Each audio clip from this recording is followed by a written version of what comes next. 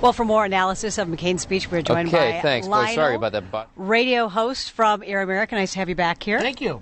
All right. Now, Senator John McCain spent much of his speech last night talking about change and casting himself again in his maverick mold. Let's listen to a bit of his speech right now. Sure.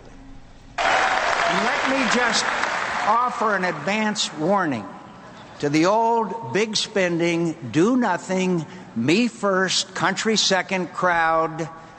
Change is coming. Well, the Obama camp has already come out against his statement saying McCain has been a member of the old do-nothing Washington crowd for 26 years. And his opponents are going to be spending so much time linking him to President Bush. McCain's fighting back against that.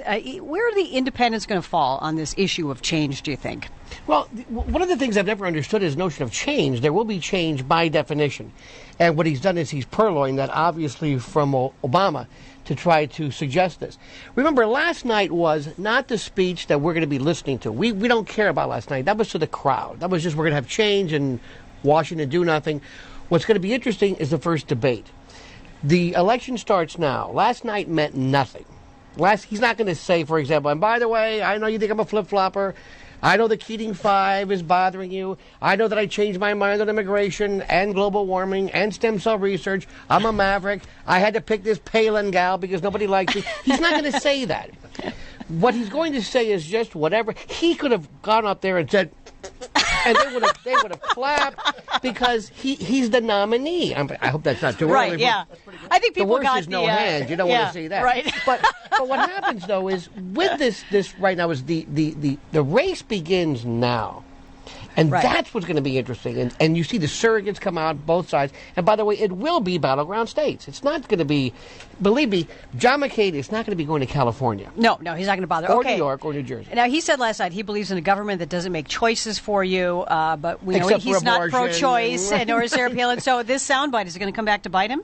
Of course. But remember, you don't necessarily, I hate to say this, in politics, the truth has nothing to say with your perspective. For example, I don't want big government. Well, who does? I want to keep your taxes low. I want to, yes. But whether it's true or not isn't the story. If ever there was a group of people who really got into people's personal lives and bedrooms, frankly, it's the Republican Party. And Sarah Palin. In fact, if more people had been in the bedroom of Sarah Palin and her family, there'd be fewer people on the stage with her last night. Thank you so much. All right. Speaking of Sarah Palin, Cindy McCain described Sarah Palin last night, listing some of the qualities that the delegates really loved. Let's hear what she had to say. John has picked a reform-minded, hockey-momming, basketball shooting, moose hunting, salmon fishing, pistol packing mother of 5 for vice president. So is this a characterization that she will want to play up as she's introduced to voters? Is this going to work for her? Well, for the pistol packing, yak eviscerating, that's great. Annie Oakley meets Belle Starr meets Jeremiah Johnson and Grizzly Adams. That's great. That's terrific. But by the way, I thought it was great last night. Seriously, I did not know Cindy Lou until last night. Did you hear the story about how they met?